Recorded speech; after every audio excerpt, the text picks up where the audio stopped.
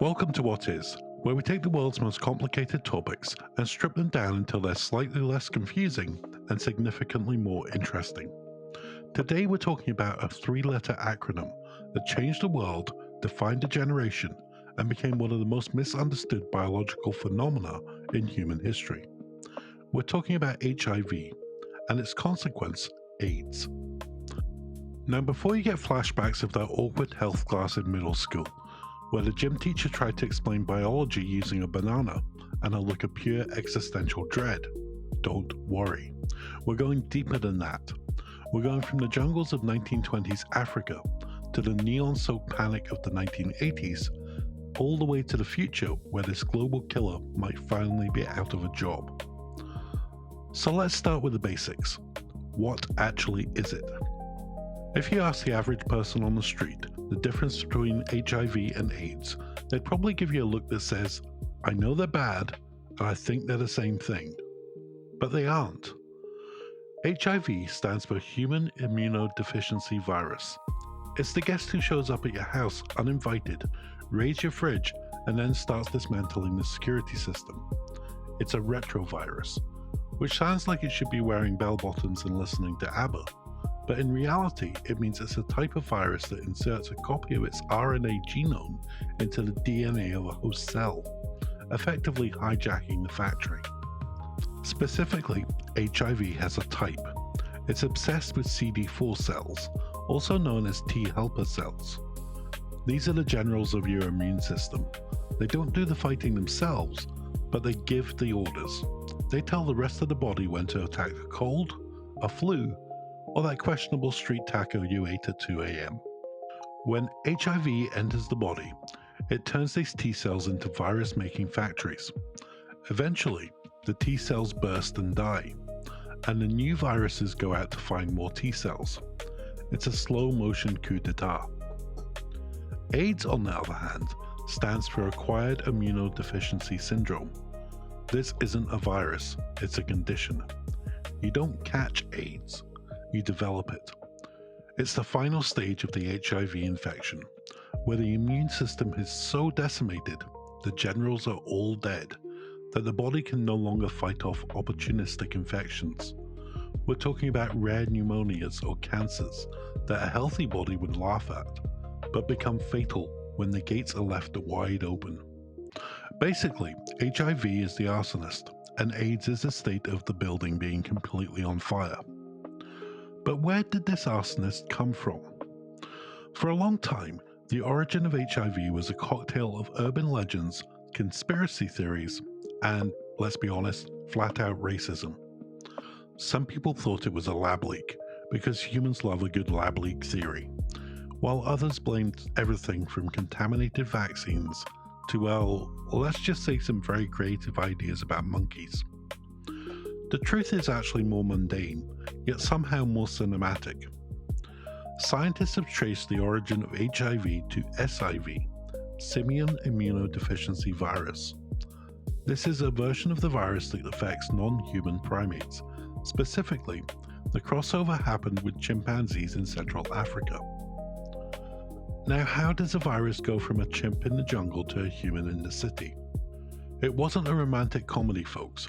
It was the cut hunter hypothesis.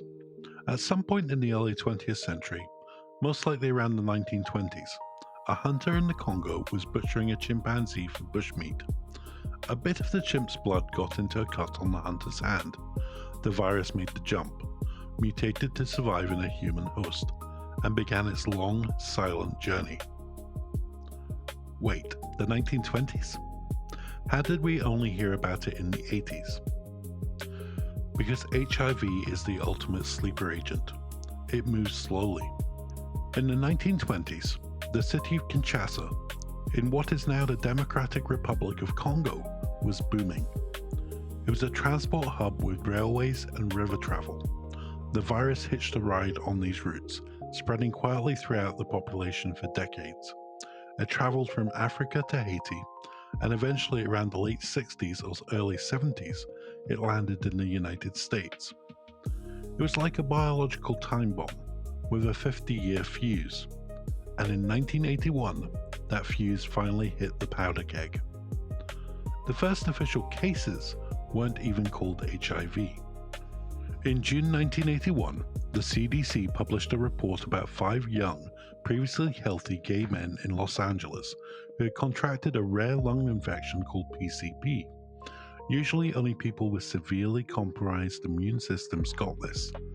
At the same time, doctors in New York were seeing cases of Kaposi sarcoma, a rare skin cancer that usually only appears in elderly men of Mediterranean descent. But now it was appearing in young men, and it was aggressive. The medical community was baffled. The media, however, was quick to give it a name. And this is where we enter one of the darkest chapters in modern social history, the era of the stigma. Before it was officially named AIDS in 1982, some media outlets and even some researchers called it GRID, gay-related immune deficiency. This was a catastrophic mistake. By labeling it a gay disease, the public and the government essentially decided they didn't need to care. The early years of the epidemic were defined by a silence that was just as lethal as the virus itself. While thousands of people were dying, the Reagan administration famously didn't even say the word AIDS publicly for years.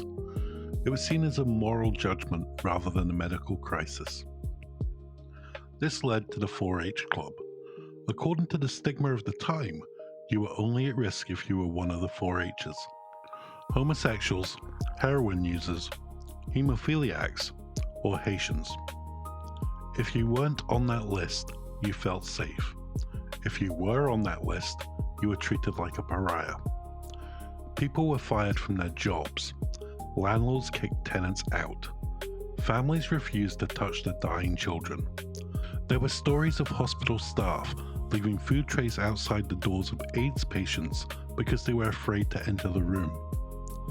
And then there was the myth of Patient Zero. You might have heard of Gaetan Dugas, a Canadian flight attendant who was long blamed for bringing the virus to North America. He was demonized in the press as a super spreader who did it on purpose. Decades later, genetic testing proved he was just one of many people who had it at the time. He wasn't the source.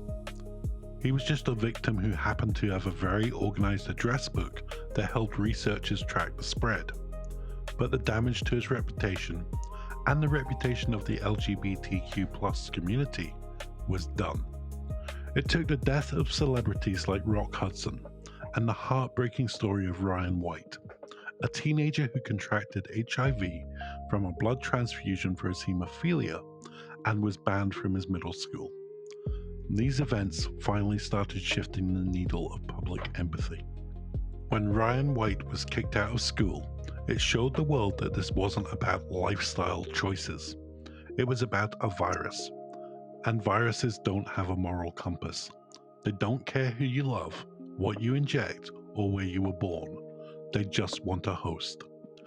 Now, before we get into how we actually started winning the war against this virus and what the future looks like, we need to take a very quick break to help keep this channel running.